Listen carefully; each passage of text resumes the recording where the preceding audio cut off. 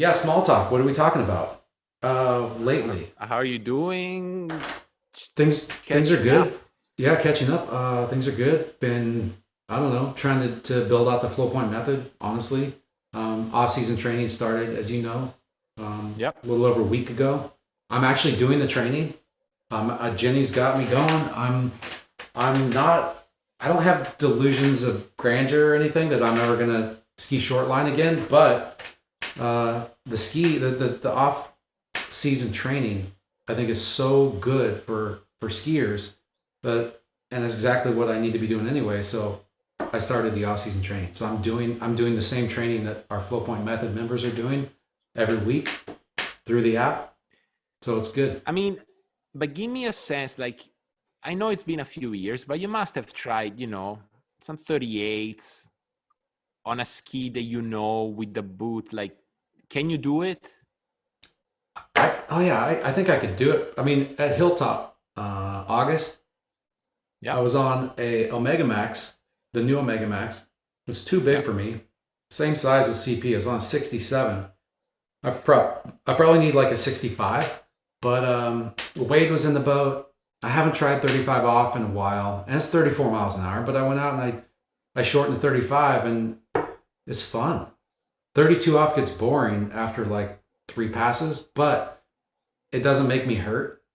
And I know that if I start shortening the rope, and I start doing that move where I'm talking about, you come into the buoy over the ski, and then at the finish you rock to the back to smear the tail to make that stivot happen.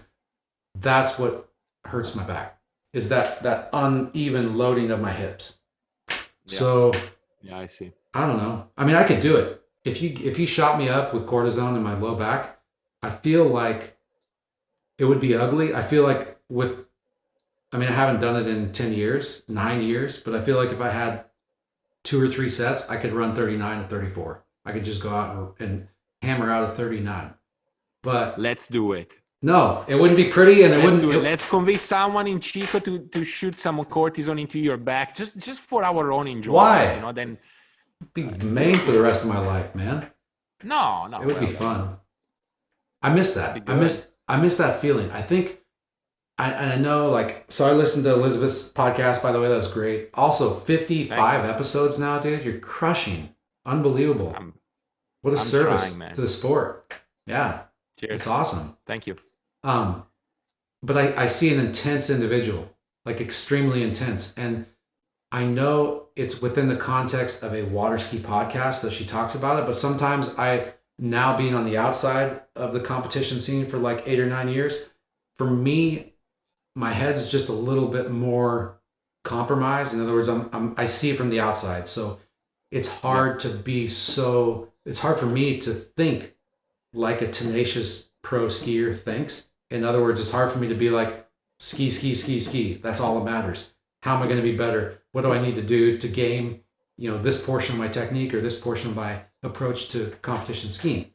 So I have a little bit more of I guess, middle of the road mindset now. And with regards to that, it's made me realize how rad this community really is in a lot of ways. For instance, I haven't competed in 9 years, and I miss the feeling. That's what I was getting at. I miss the feeling. I've skied with a lot of different people. There's a lot of friends I have, acquaintances that are in other sports at the top level of other sports. David Akers, like one of the Yep. best, NFL kickers of all time, lefty. I mean, I think he kicked like a 63 yarder. That's a 189 foot kick. Like, that's kicking a football across a ski lake. That's ridiculous. Yep. That's further than that, because that still has to go through the goalpost. That guy gets fired up about water skiing. Big time. Darren Rawls, one of the best American downhiller of all time, Olympian, World Cup winner. He gets fired up about water skiing. JT Holmes, wingsuiter, base jumper, Red Bull athlete. Travis Pastrana. I skied maybe 10, 12 years ago with Pastrana in the boat. And it was down at my buddy's place, Heath Voss, in outside San Antonio, Texas. And Pastrana was living on the lake, cycled his road bike over, his little, cycled Right. over on the skinny pants and got in the boat and like, as I'm running 38, on this floating course, it's all wobbly and stuff, but it's awesome. I'm coming around 5 ball and I see him stand up and I see this in the boat. Like I see out of the corner of my eye, I see double fists in the air. And as I'm Stop. cutting from 5 to 6, he is standing up in the boat, in the Mastercraft, like fired up about 38 off. It's just 38 off. And so I guess my point is we have something special. And I lost hope because Terry Winter and I were coming along and we were gaining steam as the sport was just dying on ESPN. And of course, I've been working on a water ski documentary for a couple of years now with a producer out of Texas, and it kind of morphed into a history of pro skiing because the most compelling question I think that needs to be answered in our sport right now is why did it die? Why did it go away from mainstream media? Why did it stop being shown on ABC, on NBC, on ESPN, on ESPN2, on Versus, on Outdoor Life Network? That's what I grew up on. And so when I look back at that and I'm trying to answer those questions, and I've done 20, 30 interviews over the last couple of years, me and a couple other folks, and we're piecing the history of the sport together, the rise and fall of pro skiing. But aside from that, having that rich heritage, that rich history, almost 100 years of history, and then looking to now and seeing how fired up people are about skiing, and looking to outside our industry and seeing how people who are really, really elite in other sports, how skiing resonates so well with them, it just gives me hope that even if it never gets back on TV, look at what Vince is doing and Tony and all their crew with the Water Ski Broadcast Company. Look at what you're doing with the Water Ski Podcast. Look at what collegiate skiing is doing when nobody else is looking. They're killing it. They're having the best time of their lives. Yeah. So for me, there's so much hope. And then, and it keeps me excited, even though I miss the feeling back to like that sensation of running 39 and a half off at 36 miles an hour. When you're in the zone, when you're skiing at the flow point and you're not even really doing it, it's happening and it's doing you rather, which is a crazy thing to say. There's no other feeling like that. Yeah, no, it's a great feeling. And I think, like the flow you can experience in other venues as well. I think what I was curious to hear from you, if you're missing the almost like the trivial things, like where you're not in flow and you're a little late at 4 ball and okay, let's crank the crap out of it and see if we get out of it, or like it's 3 weeks before Worlds. Are you gonna be on that ski, or you're gonna go back to Old Faithful and like this kind of weird stuff that is part of skiing at a high level, Yes. and I'm sure The answer is yes, but I think that the reason maybe slightly surprising, the answer is yes, because I find that not only did that keep me distracted from like look at the world right now, pandemics, politics, all this crap that's going on. Like skiing is a great thing because it gives you an outlet and an avenue to, I wouldn't say escape, but to redirect your focus on something that ends up being, even though it's trivial, even though no matter how good you ski or how bad you ski, it doesn't change the world. It actually is important because it's a direct experience, because you are experiencing something that you can't, a feeling, a sensation you can't get any other way. And that is so intrinsically high valued, in my opinion, that you can't put a value on it. And so to me, I miss that. What I was going to say is I miss all those trivial things like, okay, I just broke my ski coming back from Russia. I got the Worlds coming up. What ski do I ride? Do I ride the stiffer ski that's kind of felt like crap? Or do I take a chance on this new ski? What do I do? My backup ski? Like those questions and those things that come up daily when you're trying to push the limits of human performance are not just questions that have to be solved if you want to be the best skier you can be that day, that week, that month, that year. But they are tools that they give you the tools by overcoming and answering those questions, meeting those challenges. Sometimes on the fly, you're becoming a better human. If you choose to, you are becoming a better human, not just so that you can be a better skier, but you're becoming a better human so that you can be a better human throughout your daily life. And to me, I've had to find ways to kind of manufacture challenges, or I've had to dive straight into like filmmaking so that I could continue to be pushing some envelopes, so I could continue to be overcoming certain challenges so that I would stay sharp as a human being. I think Yeah. I think it's too easy when you work an 8 to 5 or you have a ritualistic life. It's too easy to just fall into those ritualistic habits that then don't afford you the opportunities to have challenges to have to overcome. And I And think I that's the feel that important like part. skiing, yeah, and I feel that what's so great about skiing and what, in a sense is one of the big pushes for me to do what I do is um, those sensations can happen for those who are not, have no ambition of doing it professionally. But there's something about skiing that almost like there's some craftsmanship to it, that even Yeah. if you're just someone that does it 2 times a month, 3 times, however frequently, but it gives you the opportunity to challenge yourself and to understand a little bit more. That's what I think a lot of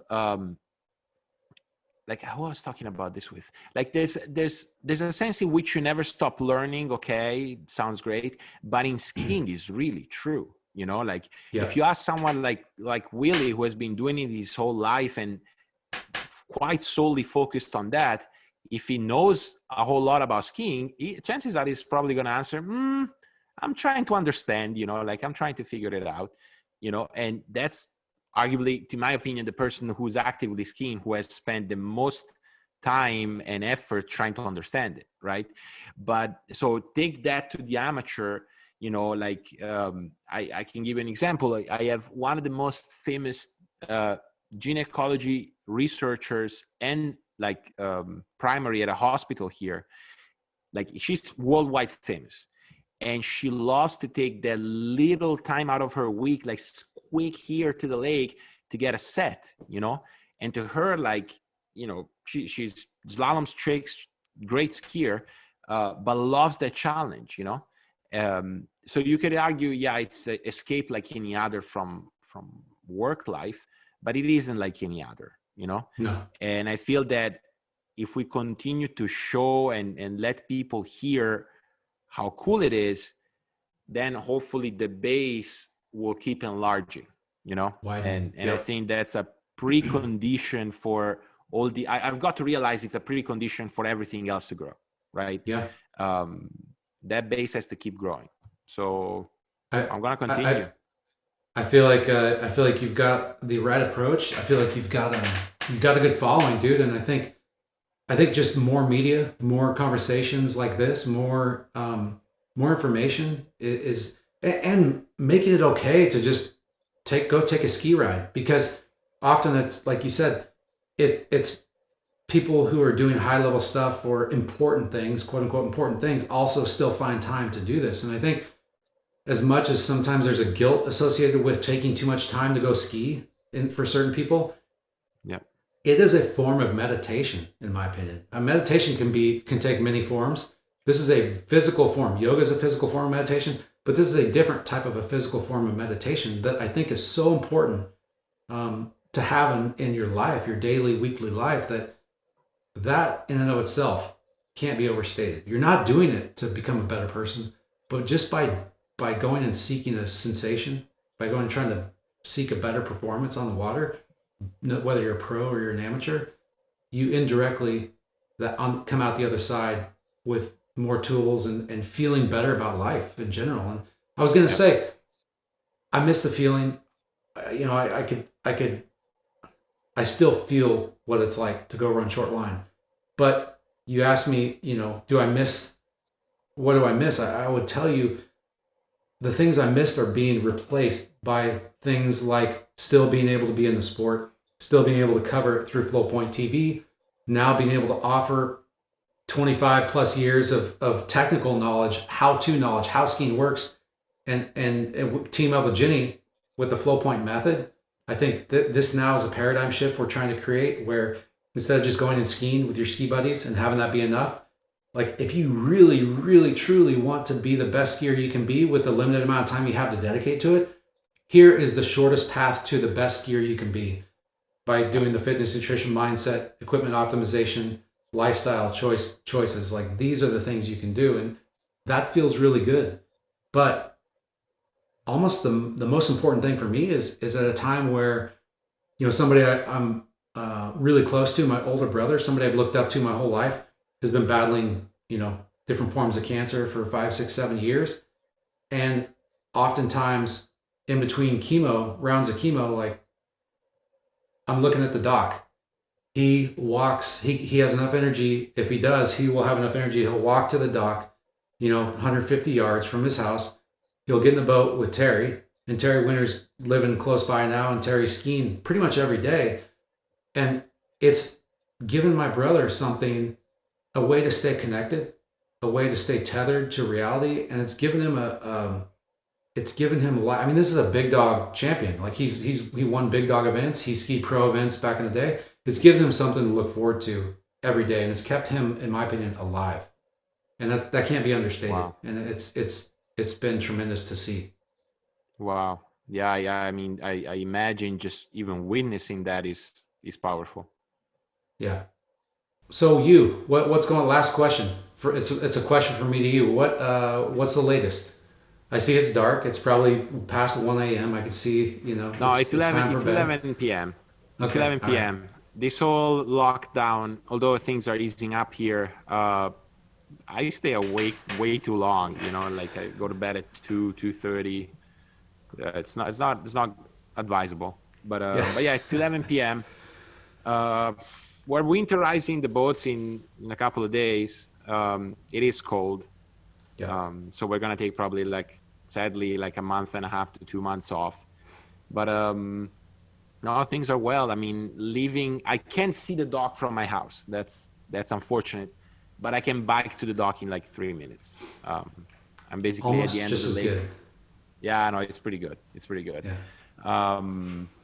Yeah, no, it's funny how it goes full circle, right? So I left to come to the US to do all my studies and the skiing, and then I moved back to Italy to move to the town where the ski lake is, So no, it's good. I keep getting asked if I miss the US. I keep saying no, Oh, come on, man. I miss the people, dude. I miss the people. Yeah, I miss the weather a little bit but no, I'm happy with my decision, Yeah. So that forces you and Jenny to take the flight whenever it's possible and come over, Yeah, it's going to be a fun trip when things open back up. Yeah. But Yeah, hopefully no, when it it's is. warm. But things are good. I'm busy with ski related things, with sports psych things. Like it's not that I don't. I'm sure of things to do. Yeah. But I'm fortunate, and I worked hard to be busy with things that I love doing. Yep. And I'm lucky, but I also worked towards that. So I think the two always tend to go together. So no, days are going by, like things are like restrictions should be easing up on Friday, to the point where I should be able to go and see my parents, because I'm about an hour away from my hometown, like where I grew up. Yeah. And then the big conversation in Europe is Christmas. What are we gonna do about Christmas? Can we see each other? How many? Can we travel? That whole thing. But I stay here getting ready for a better 2021, like most people. Please, I hope. Yeah, we have a lot of pro tournaments coming this way here in Europe again for next year, including ours. So I'm already working towards that. No, things are really good. I'm just hoping to do other things, because that's I got here, I did my 2 weeks quarantine in May, and then pretty much I got in the boat, and I got out of the boat like 2 days ago. So I haven't had really like a life outside of skiing, which is a great life. I mean, I love it. But like check out, like it's funny, like I'm from here and I'm not at the same time, so Yeah, you're like being able to- rediscovering. You got to rediscover some things in your home well, country. discover, yeah, in my area, you know. So Yeah, yeah, that's cool. if you- What? that's a plan. So what do we have coming next from the Water Ski Podcast? Anything like cool, exciting that you can share, that you can leak, that you can talk about in the coming weeks and months? Yeah, I mean, it's funny because I don't know when I'll be publishing this, but for 2020, I have a couple of more interviews, and then I have a sweet things. And I know you know about this, but I don't want to spoil or anything. I have a pretty cool end of the year episode that will launch on December 29th. And then 2021, more of the same. You know, like I got to the point like 2 or 3 months ago when I thought I'm gonna run out of people to talk to, and then pretty quickly I realized that was one of the most stupid ideas I've ever had in my life. Like you're never gonna run out of people to talk to, you know? No. So I think that's going to be the bulk of the Water Ski Podcast, but I want to try different things like this one that we did today. I'm still hesitant to talk about technique too much on my own. Like in a format like this, I'm happy to do, but yeah, I want to also plug in different things, you know. Cool. Q&As, maybe commentary about tournaments. We'll see. But the bulk of it will be that long format conversation. Long conversation format where it starts where how'd you get into this thing, you know, like how'd you get into water skiing, and I found that it leads to cool stories, you know. Some of which are more known, some which are not, you know. And what is cool is that I'm now in a place where for the majority of the listeners this is a new story, you know. Like it's funny, like I'm interviewing Claudio Kostenberger tomorrow, one of my dearest friends. Like we grew up into the sport together. I know the story for the most part, but I find that it doesn't matter, you know, like you just have them say it, and then the vast majority of listeners don't know it, you know.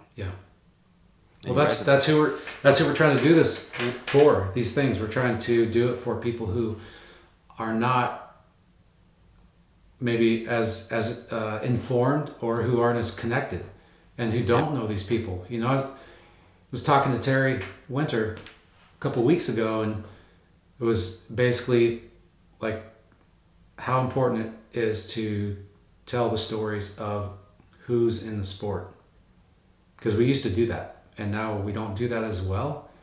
And the fans and the spectators want to know who these people are, who these athletes are, what makes them tick, where do they come from, what do they enjoy, what do they hate, you know, why are they skiing, where do they ski, who do they hang out with, all that stuff. So it's important. Keep going, man. Doing it. Yeah, I'm gonna keep doing it. All right, dude. This was fun. I mean, I know it got maybe a little bit more technical than what we expected, but that's what happens when you get to passionate people about, like, you know, even the technical aspect of skiing. You know, it's a big part of what we do. Thank you for doing this. I told you I will get you back. Yeah, thanks, man. It was fun. It'd be fun to come back and just, you know, shoot the, you know what, just more loose and just talk about whatever. That'd be fun too. As you told me in one of the interviews you gave me, you already said shit plenty of times, so no reason to hold back. No, but let's do it. Let's do it for sure. Yeah. All right, we'll make it happen. Yeah. Bomb. Thanks. Appreciate it. Thank you, buddy. Appreciate it. Technique, equipment, fitness, nutrition, mindset. The 5 components to success on the water. Our mission from the beginning has been to figure out how to help you become the best skier you can be. To do that, we've studied every single aspect of this sport and simplified it into the most fundamental concepts so that you don't have to. The FlowPoint Method is the first and only all-inclusive program with the best information and tools to help you become the best skier you can be. Sign up today for a free trial and see for yourself.